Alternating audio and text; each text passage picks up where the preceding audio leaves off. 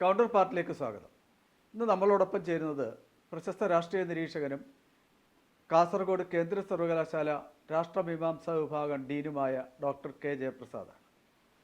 ജയപ്രസാദ് നമ്മളോട് ഇന്ന് ചർച്ച ചെയ്യുന്നത് ബംഗ്ലാദേശിലെ പ്രശ്നങ്ങളാണ്. നമസ്കാരം ഡോക്ടർ ജയപ്രസാദ്, സ്വാഗതം. ഈ ബംഗ്ലാദേശ് ഇതിപ്പോൾ കേരളത്തിലെ ഏതാണ്ട് എല്ലാ ഭാഗത്തും അതിശക്തമായ ഒരു മുന്നേറ്റം ബംഗ്ലാദേശിലെ ഹിന്ദു പീഡനത്തിനെതിരെ, ഹിന്ദു വംശഹത്യക്കെതിരെ, ഹിന്ദു വിധ്വംസനത്തിനെതിരെ നടക്കുകയാണ്. അപ്പോൾ ഈ സാഹചര്യത്തിലാണ് നമ്മൾ ബംഗ്ലാദേശിലെ സംഭവം നമ്മൾ വിശകലനം ചെയ്തത്. ഇതിൻ്റെ ഒരു പശ്ചാത്തലം, ഇതിൻ്റെ അടിസ്ഥാന കാരണങ്ങൾ എവിടെയാണ് തുടങ്ങുന്നത്? ബംഗ്ലാദേശിലെ വിഷയം കേവലം ഹിന്ദു സമൂഹം ബംഗ്ലാദേശിൽ അനുഭവിക്കുന്ന യാതനകൾ, പീഡനത്തിൻ്റെ അടിസ്ഥാനത്തിൽ മാത്രം കാണേണ്ടതല്ല. ഒരു വലിയ ക്യാൻവാസിൽ നിന്ന് ഈ വിഷയത്തെ കൂടെ നോക്കിക്കാണണം. നമ്മൾ ഹിന്ദുക്കളുടെ താല്പര്യം എന്നുള്ള തലത്തിൽ നോക്കുമ്പോൾ ഒരുപക്ഷെ അത് വിഷയത്തെ കുറച്ചുകൂടെ ചെറുതായി കാണുന്നതായി വരും. കാരണം ബംഗ്ലാദേശ് വിഷയം ഭാരതത്തിൻ്റെ സുരക്ഷയുമായി ബന്ധപ്പെട്ടിട്ടും ഭാരതത്തിൻ്റെ വിശാല താല്പര്യവും അതുപോലെ തന്നെ ഭാരതത്തിൻ്റെ വടക്കുകിഴക്കൻ സംസ്ഥാനങ്ങളുടെ ക്രമസമാധാന വിഷയങ്ങളുമായി ബന്ധപ്പെട്ടിട്ടും ചൈനയുടെയും പാകിസ്ഥാൻ്റെയും അതോടൊപ്പം തന്നെ അമേരിക്കൻ ഡീപ്പ് സ്റ്റേറ്റിൻ്റെയും ഇൻവോൾവ്മെൻറ്റും ഇതെല്ലാം കൂടെ ചേർന്ന് സമഗ്രമായ രീതിയിൽ വേണം ബംഗ്ലാദേശിനെ നമ്മൾ അവലോകനം ചെയ്യേണ്ടത്. ബംഗ്ലാദേശ് വിഷയം എന്ന് പറയുന്നത് 1971 ബംഗ്ലാദേശ് സ്വതന്ത്ര രാജ്യമായതിനു ശേഷം അന്ന് ഭാരതത്തിൻ്റെ കൂടെ പിന്തുണയോടെ ഷേഖ് മുജീബ് റഹ്മാൻ്റെ നേതൃത്വത്തിൽ വന്ന സർക്കാർ, അപ്പോൾ അത് വളരെ ഇന്ത്യ അനുകൂല സർക്കാരായിരുന്നു. ഇന്ത്യയുടെ വളരെയധികം പിന്തുണയിലാണ് ആ സർക്കാർ നിലവിൽ വന്നത്. അപ്പോൾ ആ സർക്കാരിനെ അട്ടിമറിക്കുന്നതിനാവശ്യമായ രാഷ്ട്രീയ സാഹചര്യവും മറ്റു ചില സാമ്പത്തിക പ്രശ്നങ്ങളും, വിശേഷിച്ചും ക്ഷാമം ഉൾപ്പെടെയുള്ള വിഷയങ്ങൾ, അവിടെ ഭക്ഷ്യക്ഷാമം ഉൾപ്പെടെയുള്ള വിഷയങ്ങൾ വന്നപ്പോഴത്തേക്കും അതൊക്കെ ഉയർത്തി കാണിച്ചുകൊണ്ട് ജനകീയ മുന്നേറ്റം ഉണ്ടാകുന്നു. 75 അദ്ദേഹത്തിനെ അട്ടിമറിച്ചുകൊണ്ട്, അദ്ദേഹത്തിനെ വധിച്ചുകൊണ്ട് അവിടെ പട്ടാള ഭരണം, അത് പട്ടാള ഭരണം എന്നുള്ള പറയാൻ കഴിയില്ല, പക്ഷേ പുതിയ ഭരണം ഇന്ന് നമ്മൾ കാണുന്ന ഇതേ അവസ്ഥയുടെ ഒരു മുൻകാല രൂപമായിരുന്നു 75-ലുണ്ടായത്. അപ്പോൾ ബംഗ്ലാദേശ് എന്ന് പറയുന്ന ഒരു രാജ്യം ജന്മം കൊള്ളുമ്പോൾ തന്നെ ഈ പ്രശ്നവും തുടങ്ങിയിട്ടുണ്ട്. അവിടെ എടുത്തു പറയേണ്ടത്, ഇപ്പോൾ 54 വർഷമാകുന്ന ബംഗ്ലാദേശിൻ്റെ ഏതാണ്ട് എല്ലാ കാലഘട്ടത്തിലും ഹിന്ദു ജനസമൂഹത്തെ ഈ തരത്തിൽ പീഡിപ്പിക്കപ്പെട്ടിട്ടുണ്ട്. ബംഗ്ലാദേശിലെ ബഹുജന സമരങ്ങൾക്കും മുന്നേറ്റങ്ങൾക്കും പട്ടാള അട്ടിമറിയിലുമൊക്കെ തന്നെ പൊതുവായ രാഷ്ട്രീയ പ്രശ്നം വരുമ്പോഴെല്ലാം തന്നെ ഇതിൽ കക്ഷി ചേരാത്ത ഹിന്ദുക്കളെ ആക്രമിക്കുന്നത് പൊതു സ്വഭാവമാണ്. അല്ല, ഈ സംഭവമായിട്ട് ഹിന്ദുക്കൾക്ക് യാതൊരു ബന്ധവുമില്ല. അതാണ് അതിലേക്ക് നമുക്ക് വരാം. അതായത് 1947 പാകിസ്ഥാൻ രൂപീകരിക്കുന്ന സമയത്ത് കിഴക്കൻ പാകിസ്ഥാനിൽ, ഇന്നത്തെ ബംഗ്ലാദേശിൽ ഏതാണ്ട് 22% ഹിന്ദുക്കളുണ്ടായിരുന്നു. ഇന്ന് അത് ചുരുങ്ങി 8% താഴെ വന്ന് നിൽക്കുകയാണ്. അപ്പോൾ ഈ അതിന് സമാന്തരമായിട്ട് ബുദ്ധിസ്റ്റ് ആയിട്ടുള്ള, അത് പ്രധാനമായും ട്രൈബൽ വിഭാഗങ്ങളാണ്, അതുപോലെ ക്രിസ്ത്യൻ വിഭാഗങ്ങളും അവിടെയുണ്ട്. ഈ 3 ന്യൂനപക്ഷങ്ങളാണ് ബംഗ്ലാദേശിലുള്ളത്. അപ്പം ബംഗ്ലാദേശിൻ്റെ രാഷ്ട്രീയ സമരങ്ങളിലൊക്കെ തന്നെ ഒരിക്കലും കക്ഷി ചേരാത്ത ഒരു വിഭാഗമാണ് ഹിന്ദുക്കൾ. മാത്രമല്ല ബംഗ്ലാദേശ് ഒരു ഇസ്ലാമിക രാജ്യമായിട്ട് പ്രഖ്യാപിക്കപ്പെട്ടതിന് ശേഷം ഹിന്ദു സമൂഹത്തിന് കാര്യമായ രാഷ്ട്രീയ സ്വാധീനവും ഉണ്ടായിരുന്നില്ല. പക്ഷേ പിന്നീട് അതിനെ സെക്കുലർ സ്റ്റേറ്റായിട്ട് 2009 ശേഷം ഹസീനയുടെ സർക്കാർ അധികാരത്തിൽ വന്നതിന് ശേഷമാണ് അത് സെക്കുലർ സ്റ്റേറ്റായിട്ട് പ്രഖ്യാപിക്കുന്നത്. ആ സെക്കുലർ സ്റ്റേറ്റിൻ്റെ പരിണാമം ഏതാണ്ട് സെക്കുലർ സ്റ്റേറ്റ് അവസാനിക്കുന്ന ഒരവസ്ഥയിലാണ് ഇന്ന് വന്ന് നിൽക്കുന്നത്. അപ്പോൾ ഇവിടെ നമ്മൾ എടുത്തു കാണിക്കേണ്ട വിഷയം, ബംഗ്ലാദേശ് രൂപീകരണം മുതൽ തന്നെ പാകിസ്ഥാൻ്റെ ശക്തമായ കരങ്ങൾ, അതിൽ ഇസ്ലാമിസ്റ്റ്, ആഗോളതലത്തിലുള്ള ഇസ്ലാമിസ്റ്റ് ശക്തികൾ, ജമാഅത്തെ ഇസ്ലാമിയുടെ നേതൃത്വത്തിൽ ബംഗ്ലാദേശിനെ നിയന്ത്രിക്കുന്ന രാഷ്ട്രീയ സാഹചര്യം എല്ലാ കാലഘട്ടത്തിലും ഉണ്ടായിട്ടുണ്ട്. ജമാഅത്തെ ഇസ്ലാമിയാണ് സത്യത്തിൽ ഈ പ്രശ്നങ്ങളുടെ ജമാഅത്തെ ഇസ്ലാമിയും അതുപോലെ പാകിസ്ഥാൻ സർക്കാരിനെ പിന്തുണച്ചിരുന്ന വിഭാഗം പ്രധാനമായിട്ടും ജമാഅത്തെ ഇസ്ലാമിയായിരുന്നു. അപ്പോൾ അതിനോടൊപ്പം തന്നെ അവിടെ ബീഹാറികളെന്ന് അവർ ഉപയോഗിക്കുന്ന ആൾക്കാർ, അതായത് പ്രോ പാകിസ്ഥാൻ എലിമെൻറ്റ്, ഈ പ്രോ പാകിസ്ഥാൻ എലിമെൻ്റാണ് എല്ലാ കാലഘട്ടത്തിലും ഹിന്ദു വിരുദ്ധ നിലപാടെടുക്കുന്നത്. കാരണം ബംഗ്ലാദേശിലെ വിഷയം ബംഗ്ലാദേശിൻ്റെ ആഭ്യന്തര വിഷയവും അതുപോലെ തന്നെ ബംഗ്ലാദേശിൻ്റെ ഭരണ വിഷയവുമാണ്, രാഷ്ട്രീയമായാണ് പലപ്പോഴും. പക്ഷേ അവിടെ ഈ രാഷ്ട്രീയ പ്രക്രിയയിൽ അല്ലെങ്കിൽ ആ രാഷ്ട്രീയ സമരത്തിൽ ഒരിക്കലും പങ്കാളികളല്ലാത്തവരാണ് ഹിന്ദുക്കൾ. അല്ല, ഇപ്പോഴത്തെ വിഷയത്തിൽ സത്യത്തിലൊരു Pak pro Pak China agenda ഇല്ലേ ഇതിന്റെ ബാക്കിൽ? ഇതിൽ രണ്ട് അജണ്ടയുണ്ട്. ഒന്ന് അമേരിക്കൻ ഡീപ് സ്റ്റേറ്റിന്റെ ഇൻവോൾവ്മെന്റ്. അത് അമേരിക്കയിലെ നിലവിലുള്ള ഭരണകൂടം, അതായത് ബൈഡന്റെ ഭരണകൂടം ഡെമോക്രാറ്റ്സിന്റെ പിന്തുണയോടെ അവരുടെ ഇൻവോൾവ്മെന്റിലാണ് യൂനുസിനെ അവിടെ ഇടക്കാല സർക്കാരായി അവരോധിക്കുന്നത്. അതൊരു ഭാഗത്ത്. പക്ഷേ അതിൻ്റെ ഗ്രൗണ്ട് റിയാലിറ്റിയിൽ ചെല്ലുമ്പോഴത്തേക്കും ഗ്രൗണ്ട് സപ്പോർട്ടിൽ നോക്കുമ്പോഴത്തേക്കും പ്രോ പാകിസ്ഥാൻ ചൈനീസ് എലിമെൻ്റ് തന്നെയാണ് അവിടെ ഗ്രൗണ്ടിനെ നിയന്ത്രിക്കുന്നത്. പക്ഷേ നിലവിലുള്ള ഭരണകൂടം, അതായത് മിലിറ്ററിയും അതുപോലെ ബ്യൂറോക്രാറ്റിക് തലത്തിലുമൊക്കെ ഉള്ള ഒരു സപ്പോർട്ട് അമേരിക്കൻ പിന്തുണയുള്ള ഏജൻസികളാണ്. അപ്പോൾ ഇവിടെ നമ്മൾ എടുത്തു പറയേണ്ടത് ഈ കഴിഞ്ഞ ജൂലൈ മാസത്തിൽ, അതായത് ഷെയ്ഖ് ഹസീനയുടെ 4ാമത്തെ തിരഞ്ഞെടുപ്പ് വിജയം ജനുവരിയിൽ അധികാരത്തിൽ വന്നതിന് ശേഷം പ്രതിപക്ഷ പാർട്ടികൾ തിരഞ്ഞെടുപ്പിനെ ബഹിഷ്കരിച്ചിരുന്നു. അപ്പോൾ സ്വാഭാവികമായിട്ടും അവിടുത്തെ രാഷ്ട്രീയ സാഹചര്യത്തിൽ ഈ പറഞ്ഞ പോലെ പ്രതിപക്ഷ ഭരണപക്ഷ സംഘർഷം കഴിഞ്ഞ 15 വർഷമായിട്ട് നിലവിലുണ്ടായിരുന്നു. അതിന് സമാന്തരമായിട്ട് തന്നെ ഒരു കാലഘട്ടത്തിൽ ഇന്ത്യ വിരുദ്ധ നിലപാടെടുക്കുക മാത്രമല്ല, ബംഗ്ലാദേശിൻ്റെ പൊതു താല്പര്യത്തിനെതിരായി നിന്നിരുന്ന ജമാഅത്തെ ഇസ്ലാമിയെ നിരോധിക്കുകയും അതുപോലെ തീവ്രവാദ ഇസ്ലാമിക ശക്തികളെ മുഴുവനും ജയിലിലടക്കുകയും ഹസീനയുടെ സർക്കാർ ചെയ്തിരുന്നത്. കഴിഞ്ഞ 15 വർഷമായിട്ട് ആ തരത്തിലുള്ള ഒരു ഗവൺമെൻറ്റാണ് അവിടെ നിലവിലിരുന്നത്. അപ്പോൾ ഇവർ മുഴുവനും ജയിലിലായിരുന്നു. മാത്രമല്ല, ഹസീനയുടെ ഗവൺമെൻറ് അധികാരത്തിൽ വന്നതിന് ശേഷം വാർ ക്രിമിനൽസായിട്ട്, അതായത് പാകിസ്ഥാൻ്റെ പക്ഷം നിന്നുകൊണ്ട് ബംഗ്ലാദേശികളെ ഉപദ്രവിച്ചിട്ടുള്ള ആളുകളെ ശിക്ഷിക്കുന്ന നടപടി തുടങ്ങുന്നത് ശരിക്കും 2010 ശേഷമാണ്. അപ്പോൾ അതിൽ വലിയൊരു ശതമാനം പ്രോ പാകിസ്ഥാൻ ആയിട്ടുള്ള ലീഡേഴ്സായിട്ടുള്ളവരെയും സംഘടന ജമാഅത്തിന്റെ ഇസ്ലാമിയുടെ ഒരു ബംഗ്ലാദേശിലെ ഏറ്റവും വലിയ നേതാവിനെ തൂക്കിക്കൊന്നു. മാത്രമല്ല ഒരു ജയിലിലാണ്, ഏതാണ്ട് എല്ലാ നേതാക്കളും ജയിലടച്ചിരുന്നു. അപ്പം ഈ ശക്തികൾ ഒരു ഭാഗത്ത്, അതുപോലെ തന്നെ അമേരിക്കൻ താല്പര്യത്തിന് വേണ്ടിയിട്ടുള്ള ഗവൺമെൻറ്റിനെ അട്ടിമറിക്കാനുള്ള ശ്രമങ്ങൾ മറുഭാഗത്ത് ഈ സാഹചര്യത്തിലാണ്. അപ്പം അതായത് ഇസ്ലാമിസ്റ്റ് ശക്തികളുടെ ശക്തമായ അതൃപ്തി നേടിക്കൊണ്ട് തന്നെയാണ് ഹസീന സർക്കാർ കഴിഞ്ഞ 15 വർഷമായിട്ട് നിലനിന്ന് പോകുന്നത്. അപ്പോൾ അതുകൊണ്ട് തന്നെ അവിടെ ഒരു ഇന്ത്യ ബോയ്ക്കോട്ട് മൂവ്മെൻ്റ് ഉണ്ടായിരുന്നു. അപ്പോൾ ഇന്നും അതവിടെ ശക്തമായിട്ട് ഇന്ത്യ ബോയ്ക്കോട്ട്. അപ്പോൾ ഇന്ത്യക്കെതിരായിട്ടുള്ളൊരു മുന്നേറ്റം. അപ്പോൾ ഇന്ത്യക്കെതിരായ മുന്നേറ്റത്തിൻ്റെ വിഷയം എന്ന് പറയുന്നത് പ്രധാനമായിട്ടും പൊളിറ്റിക്കലാണ്. അത് ഇസ്ലാമിസ്റ്റ് അജണ്ടയാണ്. ആ അജണ്ടയ്ക്ക് ശക്തി പകരുന്നത് പാകിസ്ഥാനും ചൈനയുമാണ്. പക്ഷേ ഇവിടുത്തെ ഈ ഇത്തവണ സംഭവിച്ചത് ബംഗ്ലാദേശിൽ 2009 ശേഷം അധികാരത്തിൽ വന്ന ഹസീന സർക്കാർ ബംഗ്ലാദേശിൻ്റെ സ്വാതന്ത്ര്യത്തിന് വേണ്ടി പ്രവർത്തിച്ചവരുടെ മക്കൾക്കും പിൻഗാമികൾക്കും 30% സർക്കാർ ജോലിയിൽ സീറ്റ് സംവരണം ചെയ്തിരുന്നു. പക്ഷേ അതിനെതിരായി 2016-ലും 2018-ലുമൊക്കെ ശക്തമായ ജനകീയ സമരവും വിദ്യാർത്ഥി സമരവും ഉണ്ടായി. അപ്പം അങ്ങനെ 2018 സർക്കാർ അത് പിൻവലിച്ചു. അപ്പം നിലവിലത് ഉണ്ടായിരുന്നില്ല. പക്ഷേ അവിടുത്തെ ആ സംവരണ സംവിധാനം പുനഃസ്ഥാപിക്കണമെന്ന് ഒരു ഹർജി ഫയൽ ചെയ്യുകയുണ്ടായി. ഹൈക്കോടതിയിൽ ഫയൽ ചെയ്തത്. ആ ഹർജിക്ക് അനുകൂലമായിട്ട് വിധി വന്നു, 30% റിസർവേഷൻ കൊടുക്കണം. പക്ഷേ ഗവൺമെൻറ് അതിനെതിരായ ജനമുന്നേറ്റം ഉണ്ടാകുന്നതിന് മുമ്പ് തന്നെ ഗവൺമെൻറ് അത് അപ്പീൽ പോകാൻ തീരുമാനിക്കുകയും ഗവൺമെൻറ് നയപരമായ ഒരു തീരുമാനം എടുത്തില്ല. ഗവൺമെൻറ് സ്റ്റാൻഡ് 30% സംവരണത്തിനെതിരായ സ്റ്റാൻഡ് തന്നെയാണ് 2018 മുതൽ ഹസീന സർക്കാർ പിന്തുടരുന്നത്. പക്ഷേ ഇതിൻ്റെ പശ്ചാത്തലത്തിൽ വലിയ സമരമുണ്ടാകുകയും ആ തരത്തിൽ ഒരു ബാഹ്യ ശക്തികളുടെ ഇടപെടൽ കൊണ്ടാണ് ഇത്രയധികം ആക്രമമുണ്ടാകുന്നത്. ഇവിടെ നമ്മൾ എടുത്തു പറയേണ്ടത് CAA സമര സമയത്ത് ഇന്ത്യയിലെ ക്യാമ്പസുകളിൽ ഏതാണ്ട് ഇതുപോലുള്ള സാഹചര്യം ഉണ്ടാക്കാൻ ശ്രമിച്ചിരുന്നു. ഏതാണ്ട് അതേ ശക്തികൾ തന്നെയാണ് രണ്ടിടത്തും പ്രവർത്തിച്ചത്. മറ്റൊന്ന്, നമ്മൾ ഫാർമേഴ്സിൻ്റെ സമരം വന്നപ്പോഴും ഈ തരത്തിലൊരു ലാൻഡ് ഓർഡർ സൃഷ്ടിച്ചുകൊണ്ട് നമ്മൾ ശ്രദ്ധിച്ചു കഴിഞ്ഞാൽ അറിയാം, CAA സമരം ശക്തമായത് ഡൽഹിക്കും ചുറ്റുവട്ടത്തുമാണ്. ഫാർമേഴ്സിൻ്റെ സമരം, ഇന്ത്യയിൽ ഏറ്റവും കൂടുതൽ കർഷകരുള്ള മഹാരാഷ്ട്ര, കർണാടകം, തമിഴ്നാട്, ആന്ധ്രാപ്രദേശ്, ബീഹാർ, UP ഈ ഭാഗത്തൊന്നും കർഷക സമരം കാര്യമായി ശക്തി ആർജിക്കാറില്ല. പക്ഷേ നമ്മൾ പൊതുവെ കേൾക്കുന്ന കർഷക സമരം എപ്പോഴും നമ്മൾ ജോഗ്രഫിക്കലായിട്ട് നോക്കിക്കഴിഞ്ഞാൽ ഡൽഹിയുടെ ചുറ്റുവട്ടത്തുള്ള പ്രദേശമാണ്. അവിടെ ജനപിന്തുണ വിദർഭ മേഖല മഹാരാഷ്ട്രയിൽ തന്നെയാണ്. അപ്പോൾ അതായത് ഈ കർഷക സമരം ഇത് സ്പോൺസേഡ് ആണ്, ബാഹ്യ ശക്തികൾ ഫണ്ടഡ് ആണ്. ആ കർഷക സമരത്തിൻ്റെ ഒരു ഹൈടെക് നമ്മൾ നോക്കിക്കഴിഞ്ഞാൽ മനസ്സിലാവും. അപ്പോൾ ഇത് തലസ്ഥാനത്തിന് ചുറ്റുവട്ടമാണ് നിൽക്കുന്നതെന്ന് ഓർത്ത്. CAA സമരം വന്നപ്പോഴും ഏറ്റവും വലിയ മുന്നേറ്റം നടന്നത് തലസ്ഥാനത്തിന് ചുറ്റുമുള്ള യൂണിവേഴ്സിറ്റികളിലായിരുന്നു.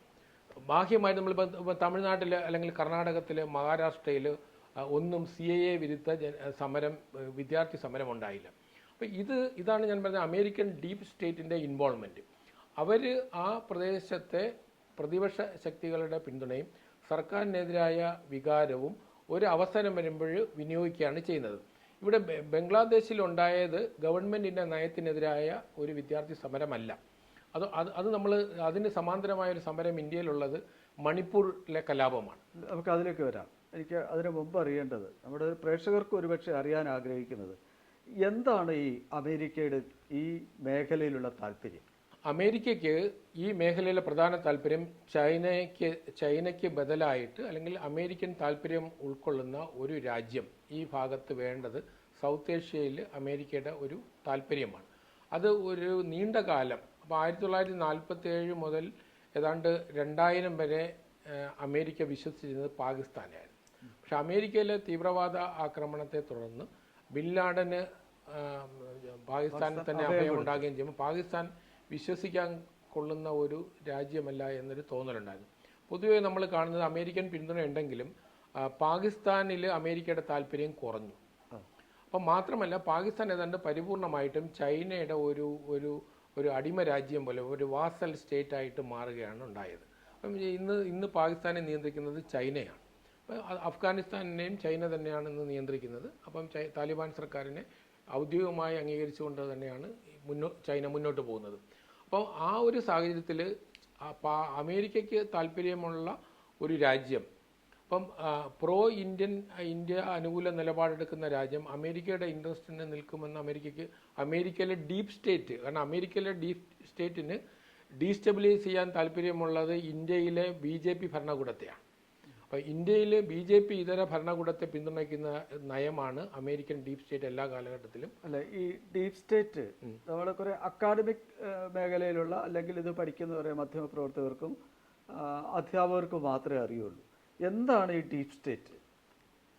അതായത് നമ്മൾ ഗവൺമെൻറ്റിൻ്റെ തന്നെ ഔദ്യോഗിക നയത്തിന് ബദലായിട്ട് അല്ലെങ്കിൽ ഔദ്യോഗികമായ സപ്പോർട്ടിലൂടെ അനൗദ്യോഗികമായിട്ട് ഗവൺമെൻറ്റിൻ്റെ ഇൻ്റലിജൻസ് ഏജൻസികളെയും അതുപോലെ NGO പോലെയുള്ള ചില NGOകളെ ഫണ്ടഡ് ആയിട്ടുള്ള ഫണ്ട് നൽകിക്കൊണ്ട് ഈ രാജ്യത്തിൻ്റെ താല്പര്യം, അതായത് അവരുടെ താല്പര്യം എന്ന് പറഞ്ഞാൽ ഡയറക്റ്റ് കോളനൈസേഷൻ അല്ല.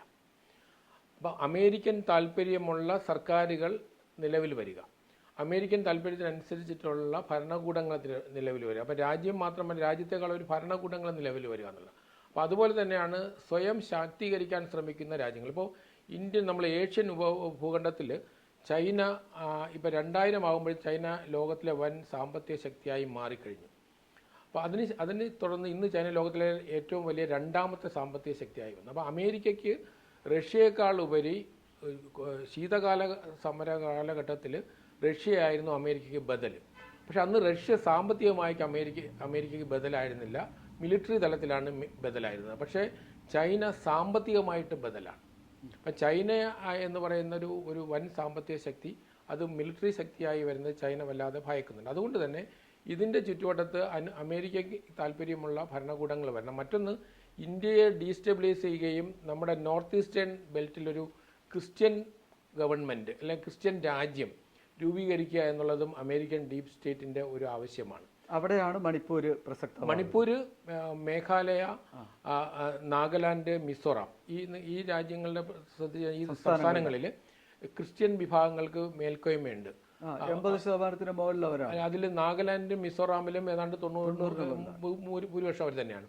അപ്പോൾ ഇതിൽ കോൺഗ്രസിൻ്റെ സർക്കാരിൻ്റെ സമയത്ത് തന്നെ പല മിഷണറിമാരെയും ഇന്ത്യയിൽ നിന്ന് പുറത്താക്കിയിട്ടുണ്ട്, നാട് കടത്തി. അതുപോലെ തന്നെ അരുണാചൽ പ്രദേശിൽ മതപരിവർത്തന നിരോധന നിയമം കൊണ്ടുവരുന്നത് കോൺഗ്രസിൻ്റെ സർക്കാരാണ്.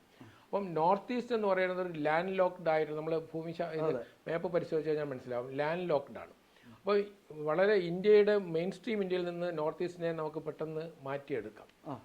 ഒരു ഇൻവോൾവ്മെൻറ്റ്, പൊളിറ്റിക്കൽ മിലിറ്ററി ഇൻവോൾവ്മെൻറ്റ് ഉണ്ടെങ്കിൽ വളരെ ഒരു ചെറിയ ഒരു ചിക്കൻ നെക്കായിട്ട് വരുന്ന സിലിഗുരി പ്രദേശം മാറ്റിക്കഴിഞ്ഞാൽ ഇത് കംപ്ലീറ്റ് കട്ട് ഓഫാണ്. അപ്പോൾ അതിനെ സംബന്ധിച്ചോളം ഇന്ന് ചൈനയുടെ താല്പര്യവും ഇത് തന്നെയാണ്. കാരണം ചൈന ഇന്ത്യയുടെ ഇപ്പോൾ സൗത്ത് ഏഷ്യയിലെ 8 രാജ്യങ്ങളിൽ ഏതാണ്ട് എല്ലാ രാജ്യങ്ങളിലും, ഭൂട്ടാൻ ഒഴിച്ചുള്ള എല്ലാ രാജ്യങ്ങളിലും ചൈന കൈയടക്കി കഴിഞ്ഞു. അഫ്ഗാനിസ്ഥാൻ, പാകിസ്ഥാൻ, മാൽദീവ്സ്, ശ്രീലങ്ക, അതുപോലെ മ്യാൻമാർ, നേപ്പാൾ, ഇത്രയും പ്രദേശങ്ങൾ ഇന്ന് ചൈനയുടെ കീഴിൽ തന്നെയാണ്. അപ്പോൾ തൈവാൻ പിടിച്ചടക്കാൻ ശ്രമം നടക്കും. അല്ല, തൈവാൻ വേറൊരു വിഷയമാണ്, ഈ സൗത്ത് ഏഷ്യയിൽ വരുന്നതല്ല. ഇവിടെ ഒരു വിഷയം വരുന്നത് നിലവിലുള്ള BJP നയിക്കുന്ന ഇന്ത്യ, അതായത് വൻ ശക്തിയായി കുതിക്കുന്ന ഇന്ത്യ കഴിഞ്ഞ 10 വർഷത്തിന് ശേഷം മൂന്നാമതൊരു ഭരണകൂടം വരുമ്പോൾ ഇത് ലോകം മുഴുവനും വളരെ സൂക്ഷ്മമായി നിരീക്ഷിക്കുന്നതാണ് ഇന്ത്യയുടെ വളർച്ച. ഒരു ജനാധിപത്യ ശക്തിയായിട്ട് വരുന്നൊരു രാജ്യം, സമസ്ത മേഖലയിലും വികസിച്ച് വരുന്ന രാജ്യമാണ് ഇന്ത്യ. അപ്പോൾ അതിനെ ഡീസ്റ്റെബിലൈസ് ചെയ്യാനുള്ള സ്വാഭാവികമായ ഒരു ശ്രമം അമേരിക്കൻ ഡീപ് സ്റ്റേറ്റിനെ പോലെ ചൈനയ്ക്കുമുണ്ട്. ബംഗ്ലാദേശ് എന്ന് പറയുന്നത്, എന്തുകൊണ്ടാണ് ബംഗ്ലാദേശ് ഇവിടെ വരുന്നത്? ബംഗ്ലാദേശിലെ നിലവിലെ ഭരണകൂടം ഇന്ത്യ രാജ്യത്തെ പൂർണ്ണമായിട്ടും പിന്തുണയ്ക്കുന്ന ഭരണകൂടമാണ്. അപ്പോൾ ഇന്ത്യയുടെ താല്പര്യങ്ങൾ, അതായത് അതുകൊണ്ടാണ് ഇന്ത്യ ബോയ്ക്കോട്ട് മൂവ്മെൻ്റാണ് മാൽദീവ്സിൽ നമുക്കറിയാം. ഈ കഴിഞ്ഞ ഇലക്ഷൻ നടക്കുമ്പോൾ മാൽദീവ്സിലും ഇന്ത്യ ബോയ്ക്കോട്ട് മൂവ്മെൻറ്റിലൂടെയാണ് അവിടെ തെരഞ്ഞെടുപ്പ് വിജയം നേടിയത്.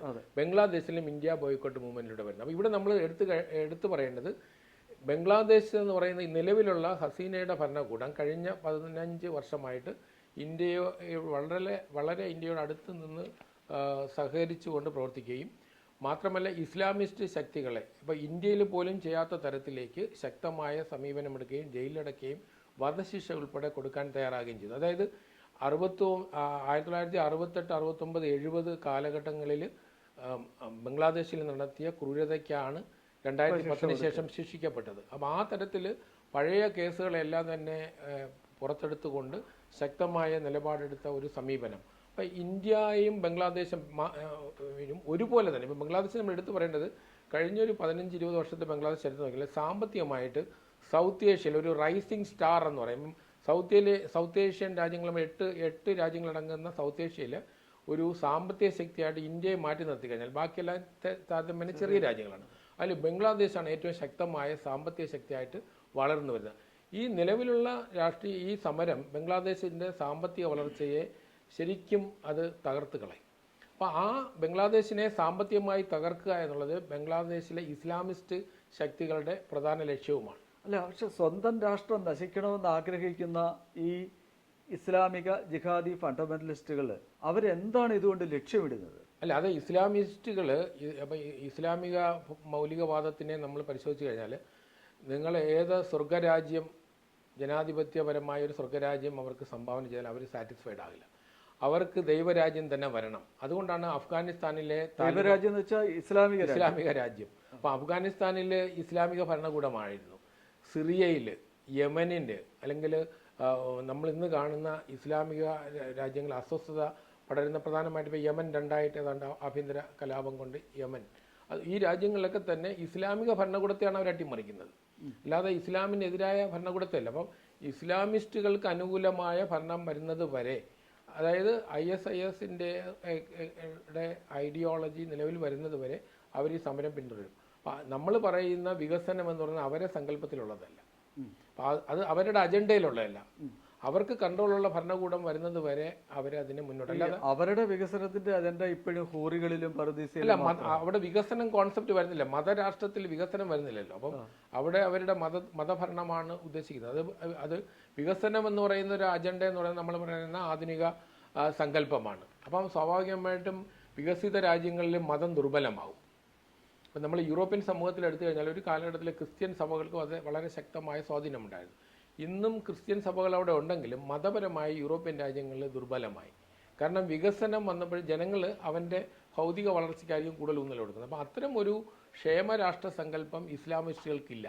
അപ്പോൾ അതുകൊണ്ട് ബംഗ്ലാദേശിൻ്റെ ഭൗതിക പുരോഗതിയെ അട്ടിമറിക്കുക എന്ന് പറയുന്നത് ഇസ്ലാമിസ്റ്റ് അജണ്ടയാണ്. പക്ഷേ ഈ ഇസ്ലാമിസ്റ്റ് അജണ്ട അവിടെ വർക്ക് ചെയ്യുന്നത്, അതായത് പാകിസ്ഥാൻ പിന്തുണയിൽ തന്നെയാണ് ഇത് വർക്ക് ചെയ്യുന്നത്.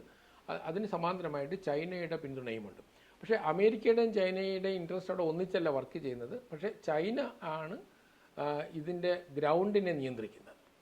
അത് നമ്മൾ ശ്രീലങ്കയിലും മാലദ്വീപ്സിലും അതുപോലെ നമുക്ക് നേപ്പാളിലും നമുക്കത് ഒരുപോലെ തന്നെ തിരിച്ചറിയാൻ പറ്റും. അതുപോലെ മ്യാൻമാർ എന്ന് പറയുന്നത് കഴിഞ്ഞ 40-50 വർഷമായിട്ട് മ്യാൻമാർ ഈ അവസ്ഥയിൽ തുടരുന്നതിൽ ചൈനയുടെ ഒരു വലിയൊരു താല്പര്യമാണ്. കാരണം ഐക്യരാഷ്ട്ര സംഘടനയ്ക്ക് മ്യാൻമാറിൽ ഇടപെടാൻ കഴിയാത്തത് സെക്യൂരിറ്റി കൗൺസിൽ ഈ വിഷയം വരികയാണെങ്കിൽ ചൈന വീറ്റോ ചെയ്യും.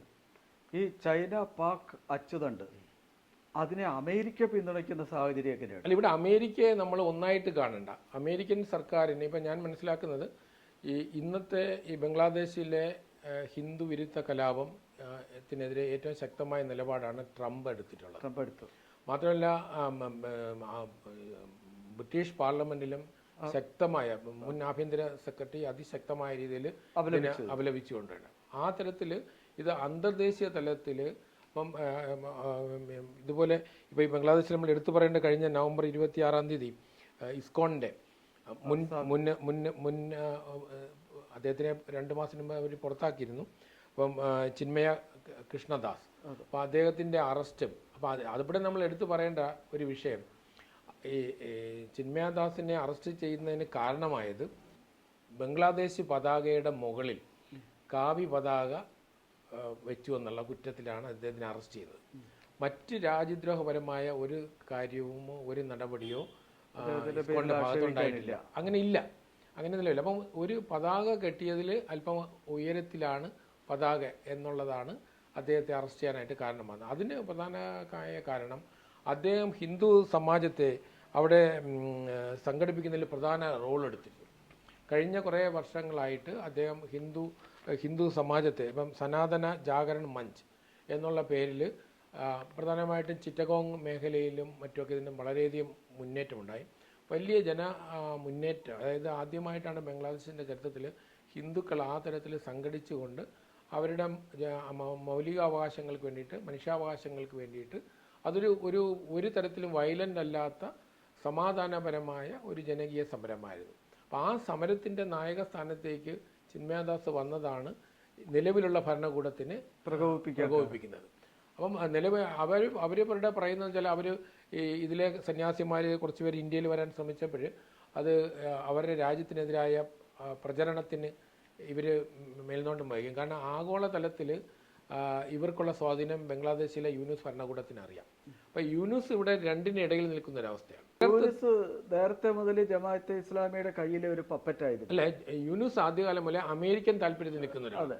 യൂനുസിന്റെ നോബൽ സമ്മാനം പോലും അമേരിക്കൻ താല്പര്യമാണ്. ഈ നോബല്, മക്സാസെ അവാർഡ്, ഫോർഡ് ഫൗണ്ടേഷൻ, പിന്നെ ഫുൾബ്രൈറ്റ് സ്കോളർഷിപ്പ് തുടങ്ങിയ നിരവധി സാധനങ്ങളാണ് ഈ ഇന്ത്യ വിരുദ്ധർക്ക് സമ്മാനമായി കിട്ടുന്നത്. ഇത് സമ്മാനമല്ല, ഇന്ത്യ വിരുദ്ധ നിലപാടെടുക്കുന്ന ബൗദ്ധിക പ്രതിഭകളെ മുന്നിൽ നിർത്തിക്കൊണ്ട്, അതൊരു മറയാക്കി മുന്നിൽ നിർത്തിക്കൊണ്ടാണ് അമേരിക്കൻ ഡീപ് സ്റ്റേറ്റ് വർക്ക് ചെയ്യുന്നത്. അപ്പൊ അതിന് അവര് പ്രധാനമായിട്ടും അവര് സ്വാധീനം ചെലുത്തുന്ന അക്കാഡമികളെയാണ്. അപ്പൊ നമ്മളതുകൊണ്ട് അവർ ചെയ്യുന്നത് ഈ ബ്രെയിൻ ആയിട്ടുള്ള ആളുകളെ ഇപ്പൊ ഫെലോഷിപ്പ് കൊടുത്തുകൊണ്ട് അവാർഡുകൾ നൽകിക്കൊണ്ടും മറ്റുമൊക്കെ അവര് ആ തരത്തിൽ ഫ്രണ്ടിൽ നിർത്തും. അപ്പം ഇന്ത്യയിൽ നമുക്ക് തിരിച്ചറിയാം, ഈ വിഷയം നമുക്ക് അറിയാൻ പറ്റും. ഇന്ത്യയിലെ പൊതുവായ വിഷയങ്ങൾ വരുമ്പോഴത്തേക്കും നമ്മുടെ ഇവിടെയും നോവൽ സമ്മാനം കിട്ടിയ ആൾക്കാരുടെ അമർത്യ സെൻ ഉൾപ്പെടെയുള്ള ഒരു സമീപനം എന്താണ്? അപ്പോൾ രാജ്യത്തിൻ്റെ താല്പര്യമാണോ അമർത്യ സെൻ പല സമയത്ത് എടുത്തിട്ടുള്ളത്? ഇപ്പോൾ നോട്ട് നിരോധനം ഉൾപ്പെടെയുള്ള സമയത്ത് ഒരു എക്കണോമിസ്റ്റ് എന്ന തലത്തിൽ, അപ്പോൾ 2017 നോട്ട് നിരോധന സമയത്ത് പറഞ്ഞ അദ്ദേഹത്തിൻ്റെ കാഴ്ചപ്പാട് 2024 നിന്ന് നമ്മൾ പരിശോധിക്കുമ്പോൾ അമർത്യ സെൻ ശരിയായിരുന്നോ തെറ്റായിരുന്നോ എന്നൊക്കെ ഒന്ന് വിലയിരുത്താൻ കഴിയും. അപ്പം ഇതുപോലെയുള്ള പ്രതിഭകളെ മുന്നിൽ നിർത്തിക്കൊണ്ട് തന്നെയാണ് അമേരിക്കൻ ഡീപ് സ്റ്റേറ്റ് വർക്ക് ചെയ്യുന്നത്.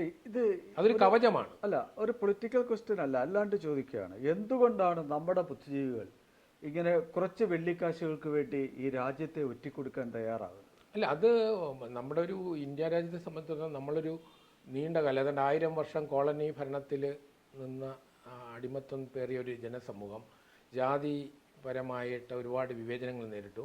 ഭരണപരമായിട്ട് തന്നെ നൂറുകണക്കിന് ചെറിയ ചെറിയ പ്രിൻസിപ്പാലിറ്റീസാണ്. അപ്പം സ്വാതന്ത്ര്യം കിട്ടുമ്പോഴും ബ്രിട്ടീഷ് ഇന്ത്യ അല്ലാതെ 560 നാട്ടുരാജ്യങ്ങളുണ്ടായിരുന്നു. ആ തരത്തിലൊരു ഒരുപാട് വിഭജിക്കപ്പെട്ട ഒരു നൂറ്റാണ്ടുകളിൽ നിന്ന ഒരു സമൂഹത്തിൻ്റെ ഏകീകരണ ശക്തി സാംസ്കാരികമായ ഏകത്വമാണ്. അപ്പോൾ ഈ സാംസ്കാരിക ഏകത്വത്തെ ഊന്നി നിൽക്കുന്ന ഏത് പ്രസ്ഥാനത്തെയും തകർക്കുക എന്നുള്ളത് ഇന്ത്യയെ തകർക്കുന്ന ശക്തികളുടെ ലക്ഷ്യമാണ്. അപ്പോൾ ഇന്ത്യയിലെ ബൗദ്ധിക ശക്തി എന്ന് പറയുന്നത് ശരിക്കും കൊളോണിയൽ പാരമ്പര്യം പിന്തുടരുന്നവരാണ്. അപ്പോൾ ആ കൊളോണിയൽ പാരമ്പര്യം പിന്തുടരുന്നവർ ഒരിക്കലും ഇന്ത്യയുടെ ഈ സാംസ്കാരിക ശക്തിയെ ശാക്തീകരിക്കുന്നതിന് വേണ്ടിയിട്ടുള്ള ശ്രമങ്ങൾക്ക് ഒരു കാലഘട്ടത്തിലും പിന്തുണ നൽകിയില്ല. അത് നെഹ്റുവിൻ്റെ പാരമ്പര്യം നമുക്ക് അന്ന് കാലഘട്ടം. ഇടതുപക്ഷ ബുദ്ധിജീവികളും നെഹ്റുവിയൻ ബുദ്ധിജീവികളും ഈ ഒരു പാതയിൽ തന്നെയാണ്.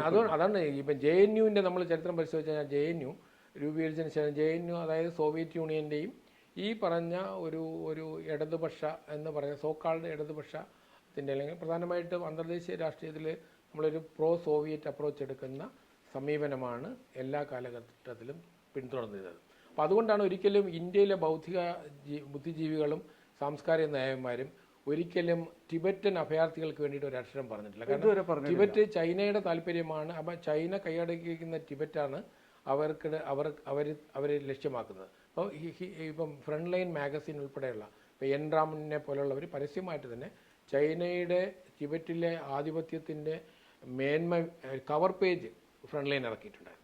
അപ്പം ടിബറ്റിൻ്റെ പാരമ്പര്യ ജീവിതത്തെ തകർത്തുകൊണ്ട് മോഡേണൈസ് ചെയ്തു എന്നുള്ള രീതിയിൽ അത് ചൈനയ്ക്ക് എല്ലാവിധമായ അതായത് ചൈനയെ നൽകിയ സംഭാവനയെക്കുറിച്ച് അഭിനന്ദിച്ചുകൊണ്ടുള്ള കവർ പേജ് ഫ്രണ്ട് ലൈൻ വന്നത്. അതായത് ഇതേ കാര്യം തന്നെയാണ് ഈ ഗാസയുടെ കാര്യത്തിലും. ഇസ്രയേലില് മറ്റേ ഈ ഇസ്ലാമിക ആൾക്കാർ ഫത്ത അവർ നടത്തിയ ആക്രമണത്തെക്കുറിച്ച് കേരളത്തിൽ മിണ്ടാതിരിക്കുകയും ഗാസയിൽ ഒരു തിരിച്ചടിക്കുമ്പോൾ ഭയങ്കരമായ കരച്ചിലും കൂട്ടക്കരച്ചിലും പ്രസ്താവനകളും അത് വരുന്നത് ഇതൊരു ഇരട്ടത്താപ്പും കൂടിയല്ലേ? അല്ല, അത് ഇവിടെ മാത്രമല്ലല്ലോ. നമ്മളിപ്പോൾ എടുത്തു പറയുന്നത് ഇപ്പോൾ ഉദാഹരണം ഉക്രൈനിന് വേണ്ടിയിട്ട് ഉക്രൈനിൽ ഒരുപാട് മനുഷ്യാവകാശ ലംഘനം നടക്കുന്നുണ്ട്. അതിഭീകരമായ റഷ്യൻ ആക്രമണം നടക്കുകയാണ് കഴിഞ്ഞ 3 വർഷമായിട്ട്. നമ്മുടെ ഏതെങ്കിലും ബുദ്ധിജീവികൾ അതിനെതിരെ പ്രതികരിക്കാറുണ്ടോ? അല്ല, ഇപ്പോൾ കാശ്മീരിലെ ന്യൂനപക്ഷമാണെങ്കിലും ബംഗ്ലാദേശിലെ ന്യൂനപക്ഷത്തിന് വേണ്ടിയിട്ടും ഇന്ത്യയിലെ നമ്മൾ പറയുന്ന ഇടതുപക്ഷ ബുദ്ധിജീവികൾ കാര്യമായിട്ട് ശബ്ദമുയർത്തിയിട്ടില്ല. ഇപ്പം ബംഗ്ലാദേശിലെ വിഷയവും ആ തരത്തിൽ നോക്കിക്കാണുകയാണ് അവർ ചെയ്യുന്നത്. അതുകൊണ്ട് ഞാൻ ബംഗ്ലാദേശിനെ ഒരു കേവല ഹിന്ദു വിഷയത്തെക്കാൾ ഉപരി ഹിന്ദു വിഷയം അതിനകത്ത് വരുമ്പോൾ തന്നെ ഇന്ത്യക്കെതിരായ ശക്തമായ ഗൂഢാലോചനയും അതിൻ്റെ പുറകിലുണ്ട്. അല്ല, ഇതിനകത്ത് കാണേണ്ട ഒരു കാര്യം 22.8% ഉണ്ടായിരുന്ന ഹിന്ദു സമൂഹം 1947 ഇപ്പോൾ 8% എത്തി നിൽച്ചിരിക്കുന്നു. അപ്പോൾ അതിൻ്റെ അർത്ഥം ഒന്നിൽ അതിശക്തമായ മതപരിവർത്തനവും മതപീഡനവും അവിടെ ഉണ്ടായിട്ടുണ്ട്, ഇപ്പോഴും നടക്കും. അപ്പോൾ അതേസമയം ഇവിടെ ന്യൂനപക്ഷങ്ങൾ ആക്രമിക്കപ്പെടുന്നുവെന്ന് ഇവിടെ വ്യാപകമായിട്ട് പ്രചരിപ്പിക്കുകയും ചെയ്യുന്നു. എന്താണ് ഹിന്ദുക്കളുടെ മുന്നിലുള്ള ഒരു പോംവഴി? അല്ല, ഇതിനകത്ത് നമ്മളിപ്പോൾ പോംവഴി എന്ന് പറഞ്ഞാൽ ഹിന്ദു സമാജം സ്വയം അറിവ് നേടുക എന്നുള്ളത് മാത്രമേ ഇതിനകത്ത് പോംവഴിയുള്ളൂ. കാരണം ഹിന്ദുക്കൾ സംഘടിക്കാത്തത് കൊണ്ടാണ് സ്വാഭാവികമായിട്ടും ഇത്തരം പ്രചരണത്തിന് പോപ്പുലാരിറ്റി കിട്ടുന്നത്. അപ്പോൾ നമ്മൾ അവിടെയാണ് നമ്മളിപ്പോൾ ഉദാഹരണത്തിന് ബംഗ്ലാദേശിലെ ഹിന്ദുക്കളുടെ ഒരു വിഷയത്തെ നമ്മുടെ പാർലമെൻറ്റിൽ അറിയപ്പെടുന്ന ആളുകൾ ഉൾപ്പെടെ പല സോഷ്യൽ മീഡിയയിലും നമ്മൾ ദേശീയ നേതാക്കൾ ഉൾപ്പെടെ ഉള്ളവരും ഇന്ത്യയിലെ ഏതെങ്കിലും ചെറിയ സംഭവത്തിനെ വെച്ചുകൊണ്ട് ആദ്യം നിങ്ങൾ ഇന്ത്യയിലെ ന്യൂനപക്ഷത്തിൻ്റെ കുറിച്ച് ചിന്തിക്കും. ഇവിടെ ഭരണഘടനാപരമായിട്ട് തന്നെ പ്രത്യേക അവകാശങ്ങളും ഇന്ത്യയിലെ ഭൂരിപക്ഷത്തിനില്ലാത്ത അവകാശങ്ങൾ മൗലിക അവകാശങ്ങളായിട്ട് 29-30 ആർട്ടിക്കിളിലൂടെ ഇന്ത്യയിലെ ന്യൂനപക്ഷ അവകാശം മാത്രമല്ല അവരുടെ സിവിൽ നിയമം അവരുടെ മത നിയമത്തെ തന്നെയാണ് സിവിൽ നിയമമായിട്ട് നമ്മൾ അംഗീകരിച്ചിട്ടുള്ളത്. ഇപ്പോൾ ചില നിയന്ത്രണങ്ങൾ ട്രിപ്പിൾ ടലാക്കിന് അടുത്ത കാലത്ത് വന്നെങ്കിലും മറ്റെല്ലാ കാര്യത്തിലും മതനിയമം തന്നെയാണ് സിവിൽ നിയമം.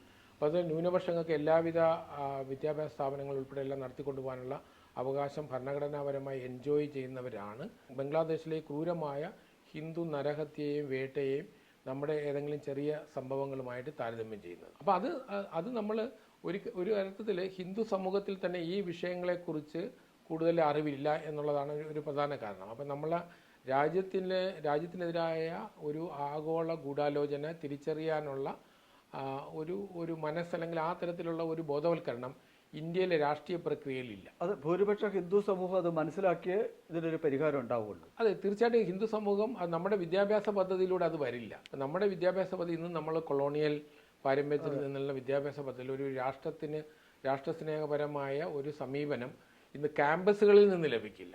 ആർക്കെങ്കിലും അങ്ങനെ രാഷ്ട്രസ്നേഹം വന്നിട്ടുണ്ടെങ്കിൽ അത് ക്യാമ്പസിന് പുറത്തുള്ള നോളജ് ഉണ്ട്. RSS ആകെ പോയതുകൊണ്ടാണ്. അതെ, RSS അല്ലെങ്കിൽ അതിന് സമാന്തരമായിട്ടുള്ള പ്രവർത്തനങ്ങളിലൂടെ ആർജിച്ച അറിവ് മാത്രമായിരിക്കും ഇന്ന് ആ തരത്തിലുള്ളൊരു ദേശബോധം ഉണർന്നിട്ടുണ്ടാവുക. ഈ ബംഗ്ലാദേശിൻ്റെ കാര്യത്തിൽ എന്താണ് ഇനി പോംവഴി? അത് ഡിപ്ലോമാറ്റിക് നയതന്ത്ര തലത്തിൽ എന്തെങ്കിലും ചെയ്യാൻ കഴിയുമോ? ബംഗ്ലാദേശിൽ നമ്മുടെ ഒരു പ്രധാനമായ ഒരു പ്രശ്നം എന്നല്ല, ബംഗ്ലാദേശിൽ സൈനികമായി നമുക്ക് ഇടപെടാം എന്ന ആളുകൾ വരും. പക്ഷേ ബംഗ്ലാദേശ് പോലത്തെ ഒരു രാജ്യത്തിൽ ഒരു കേവലം സൈനിക നടപടിയിലൂടെ പ്രശ്നം റിസോൾവ് ചെയ്യില്ല. കാരണം അത്രയും വലിയ ജനസംഖ്യയുള്ള ഒരു സമൂഹമാണ്. ബംഗ്ലാദേശിൻ്റെ 3 ഭാഗത്തും ഇന്ത്യ രാജ്യമാണ്. അപ്പോൾ ബംഗ്ലാദേശിൽ വലിയൊരു കുടിയേറ്റം ഉണ്ടാകണമെങ്കിൽ അത് നേരെ വരുന്നത് ഇന്ത്യയിലേക്ക് തന്നെയാണ്.